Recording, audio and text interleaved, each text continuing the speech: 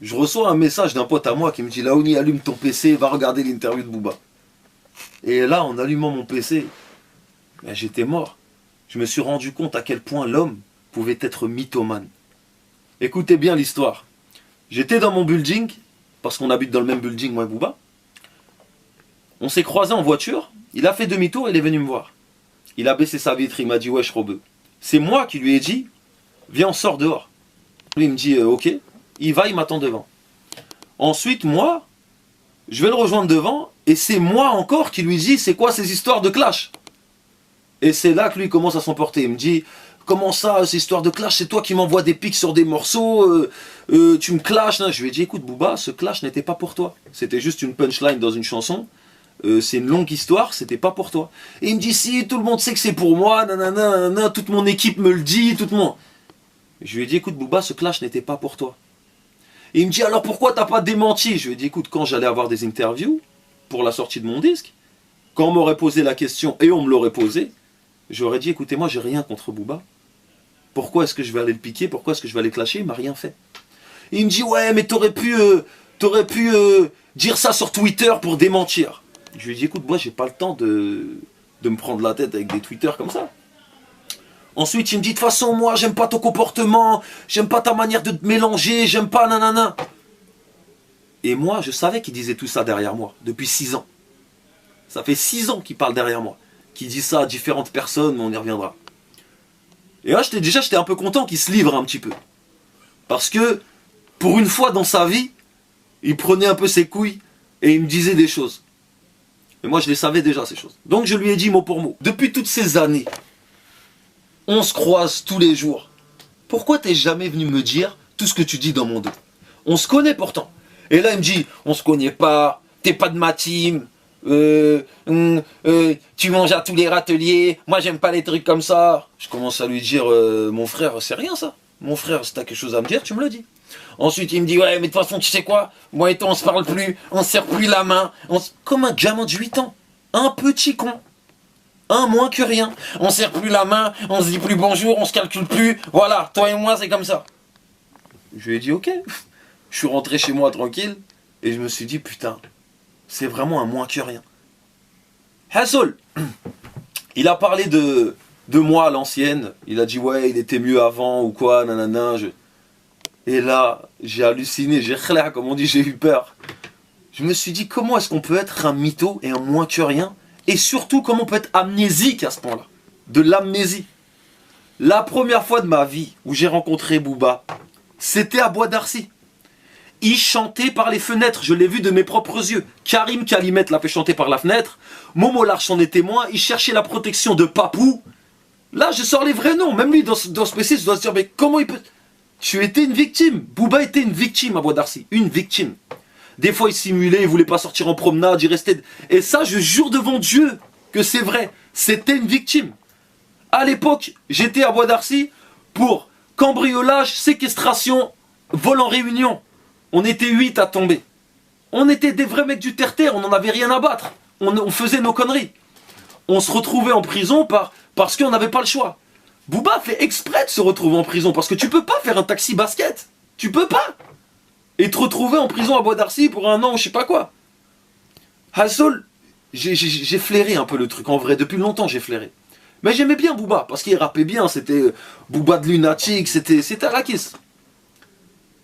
Mais il m'a vraiment déçu. Parce que quand on est rentré à Bois d'Arcy en 98, on est tous ressortis en hommes.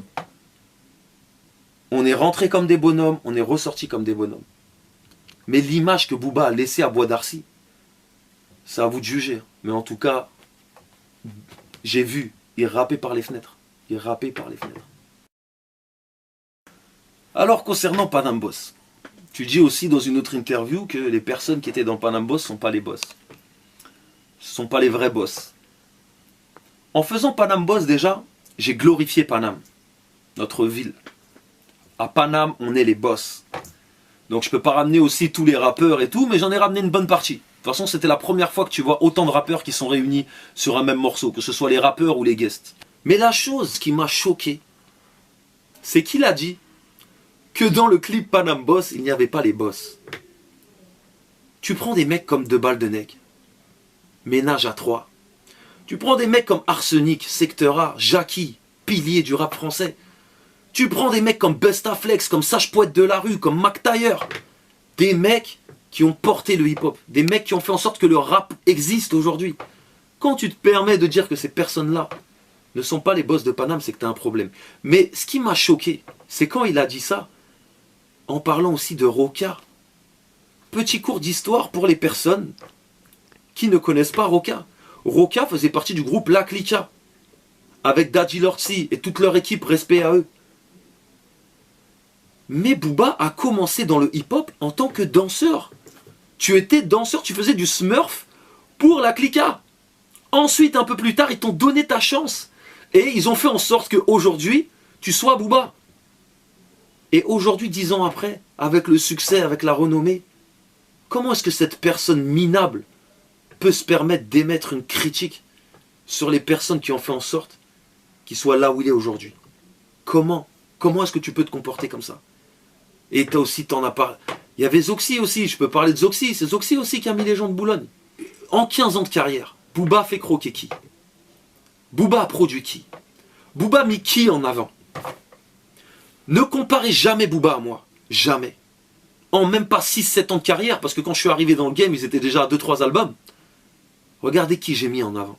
J'ai mis MAS, j'ai mis Sultan, j'ai mis Fababi, j'ai mis Canardo, j'ai mis Green, j'ai mis mes couilles sur la table.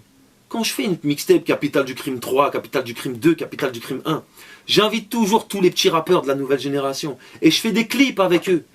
Je les mets en avant. J'ai pas peur de partager mon image avec eux. Parce que Dieu m'a donné, je redistribue. Mais ça, c'est un truc, c'est quand tu as grandi dans la street que tu connais ce genre de choses.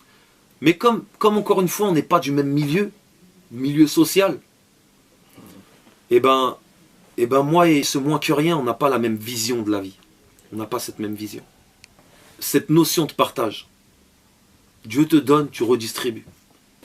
Bref, quand je suis sorti de prison, Clément m'a présenté Booba. Et tellement que Booba était fort à l'époque, c'était le Booba de Lunatic, et ben, son rap m'a fait oublier que c'était une victime. Alors on a commencé à se parler un petit peu. Donc moi j'ai fait mes mixtapes, j'ai fait mon album Bourré au son. Et ensuite j'ai fait l'album Aller-Retour où j'ai invité Booba. Et récemment j'ai vu dans une interview, il me critiquait, ouais tu sors d'un concours Max 209. Mais quand il est venu poser sur l'album et qu'on a fait le morceau Reste en chien, ça ne le dérangeait pas de poser sur un mec qui sort d'un concours de Skyrock. Et une dernière chose pour en revenir aussi à Skyrock et à Max 209, c'est que moi quand j'ai fait Max 209, j'avais déjà mon premier maxi. J'avance. Et je cherchais un deal pour sortir mon album avec mes frères. Il y avait Hostile qui était chaud, il y avait Sony qui était chaud. Quand Clément m'a appelé, il m'a dit Lafoun, il y a un concours et toi Skyrock, tu peux aller sur Sky. Hein. Mais j'ai été direct. Je suis un mec de trappe moi. Je vois une porte qui s'ouvre, n'importe quelle radio, je fonce. Et puis donc à l'époque, on se parlait. On était potes moi et Booba. Donc comme mes albums ne fonctionnaient pas, tant que mes albums ne fonctionnaient pas, j'ai toujours été pote avec Booba. Bourré au son n'a pas fonctionné, c'était mon pote. Aller-Retour n'a pas fonctionné, c'était mon pote. Quand j'ai sorti Mes Repères, et que lui il a sorti 09, et que 09 a fait un flop, c'est là que les choses elles ont commencé à se gâter entre moi et lui. Mais les gens ne le savaient pas parce que moi, j'aime pas faire des vies aux gens. Et j'ai jamais parlé derrière Booba. Donc, personne n'était au courant. Ce que je suis en train de vous raconter, vous le découvrez en même temps que tous mes amis, en même temps que tous les gens qui m'entourent, et en même temps que toute son équipe aussi. Quand j'ai fait Mes Repères et que ça a marché et qu'il a fait 09 et que c'était un flop, il s'est senti ridicule. Et un jour, je l'ai appelé, et j'étais tout content de faire mon premier Olympia. Et je l'ai appelé, je lui ai dit Booba, viens, je t'invite à mon Olympia et tout, je suis trop content, c'est mon premier Olympia. Et il m'a dit non, laisse tomber, je suis pas chaud, de toute façon je serai pas là. Ou quoi. Mais j'ai senti bizarre dans sa voix. J'ai appelé Clément, je lui ai dit c'est passe quoi avec Booba, pourquoi on dirait il était vénère, il était un peu froid. Et il me dit ouais, je l'ai eu au hôtel il y a quelques jours, en fait il te fait un peu la tête. Je lui dis pourquoi? Et il me dit parce que tu t'es mélangé avec Soprano et Sefiu. Et quand je vois aujourd'hui, 6 ans plus tard, aller faire des clips dans la ville de Sefiu, traîner avec des mecs de la ville de Sefiu, je suis sidéré. Autre chose encore, ce qui m'a fait le plus rire, c'est qu'il m'a dit, tu te mélanges trop avec Soprano et SFU. Et que quelques temps après, j'allume ma télé, je le vois en train de faire un clip avec Tony Parker.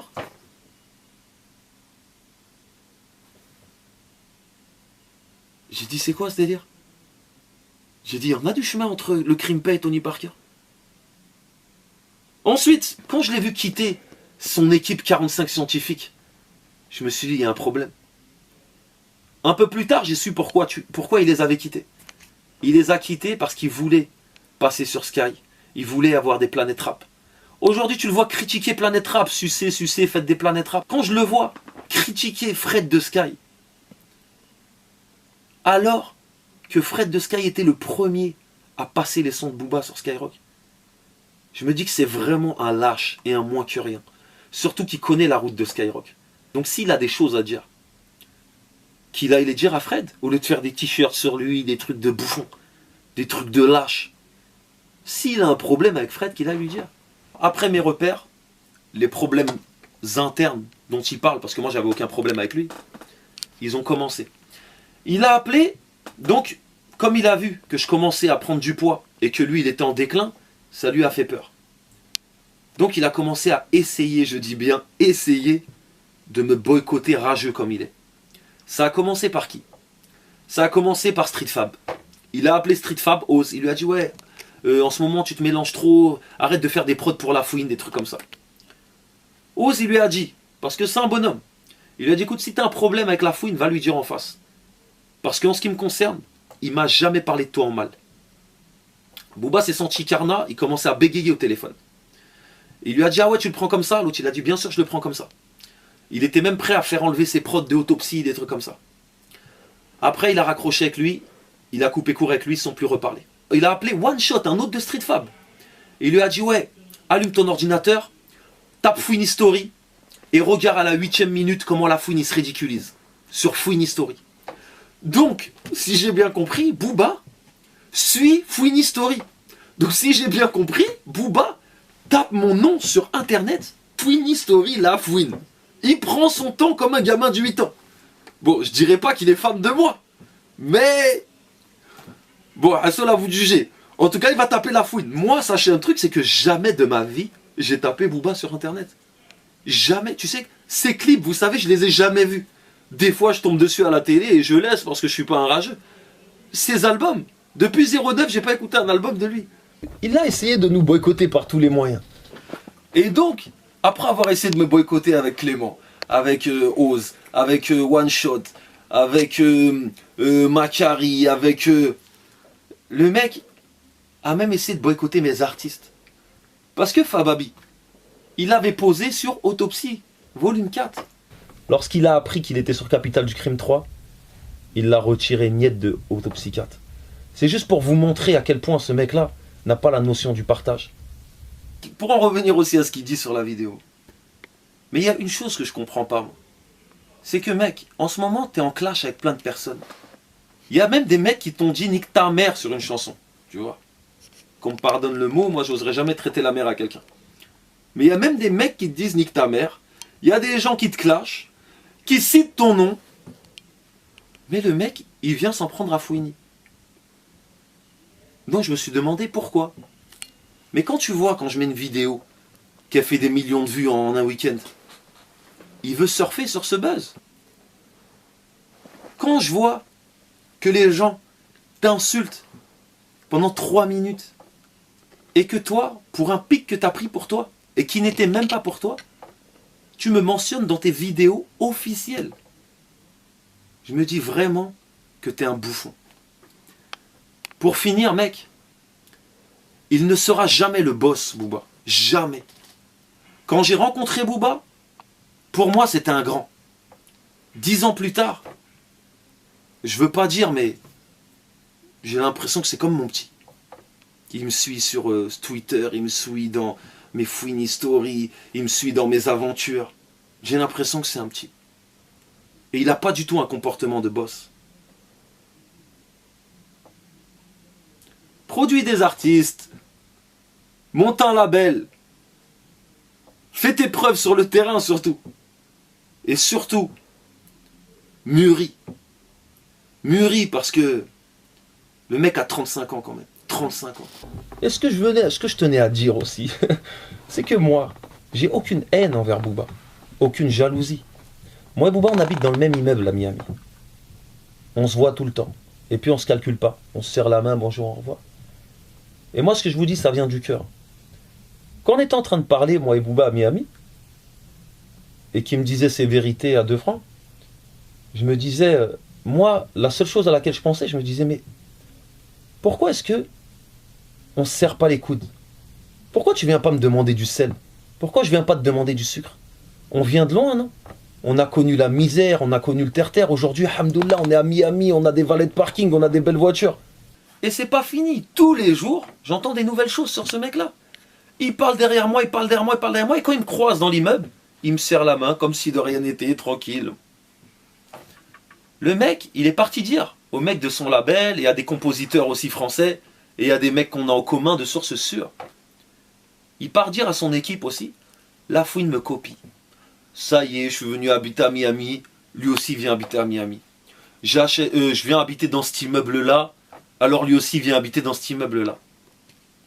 Mais sachez tous une chose, la plus grosse différence qu'il y a entre moi et Booba, c'est que Booba, ça fait 4 ans qu'il habite dans notre immeuble, mais il est locataire. Fouini est propriétaire. Quand je suis arrivé à Miami, j'ai acheté mon appart cash. Et lui, il louait depuis 4 ans. Quand les gens sont venus lui dire ça, il voulait mourir de jalousie. Et maintenant, il veut essayer de s'acheter un appartement, mais bon, ça, c'est ses problèmes. Si je lui montre l'exemple, c'est bien, alhamdoulilah. Et puis, ce qu'il ne faut pas oublier aussi,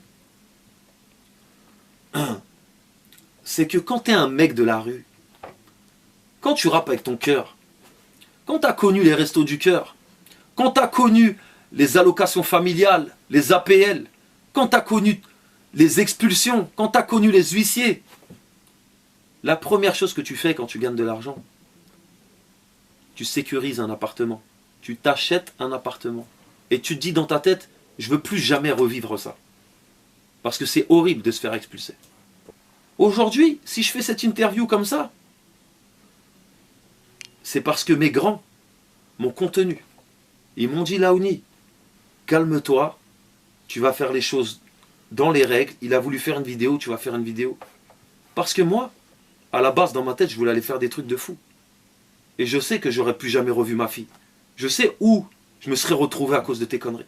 À cause de ces conneries. Mais heureusement que, hamdoullah, que par la grâce de Dieu, j'ai des gens autour de moi qui me parlent et qui veulent mon bien. Sinon, je te jure, je vous jure devant Dieu, moi, j'aurais pas laissé passer ça comme ça. J'ai aucune haine contre Booba. Aucune jalousie. Je lui en ai jamais voulu. Malgré qu'il parlait derrière moi. Aujourd'hui, la seule chose que je ressens, c'est de la déception envers ce mec. Une vraie déception. Faut pas oublier une chose. C'est qu'à l'époque, sur le clip Reste en chien, quand t'allais te faire froisser, c'est mes gars qui ont bougé pour toi. Toumani, Pet Show, on a bougé pour toi. On s'est froissé pour toi. À l'époque, quand il avait des clashs avec Core, moi je prenais ses patins médiatiquement. Je prenais ses patins. Booba, c'est quelqu'un que j'ai toujours apprécié. Malgré toutes ces histoires, toutes ces bouffonneries, c'est quelqu'un, j'ai pris ses patins. Quand j'ai pris ses patins médiatiquement, les grands de mon quartier, et les grands des grands de mon quartier m'ont dit, Laouni, arrête de prendre les patins, ce mec-là. Et je leur ai dit, non les gars, c'est un bon, il n'y a pas de problème. Ils m'ont dit, arrête. Et c'est seulement aujourd'hui que je me rends compte, écoute toujours les conseils de tes grands. J'aurais dû écouter les conseils de mes grands. Ce mec-là n'en valait pas la peine. J'étais vraiment déçu. Mon album qui arrive le 4 février, il s'appelle Drôle de parcours. Et dans cet album, il y a énormément de vérité. Drôle de parcours, c'est l'histoire de mon parcours. Chaque chanson a un message bien particulier, un message bien précis. C'est le genre d'album, comme je dis dans cet album, moi j'ai pas une belle plume. J'ai juste un putain de vécu. Je suis trop haut pour les clashs, sachez-le. Je vais vous laisser vous entretuer, vous faire des petites guerres. Moi j'ai 30 ans, j'ai passé l'âge de ça. Quand tu me verras, si tu as quelque chose à me dire, Booba, viens me le dire. Et on verra si ça va se passer comme tu le crois. Moi en tout cas, j'ai plus rien à te dire et je viendrai pas te voir. Le 4 février, Il y aura beaucoup de vérité dans mon album, Drôle de parcours. Salam alaikum, au revoir tout le monde.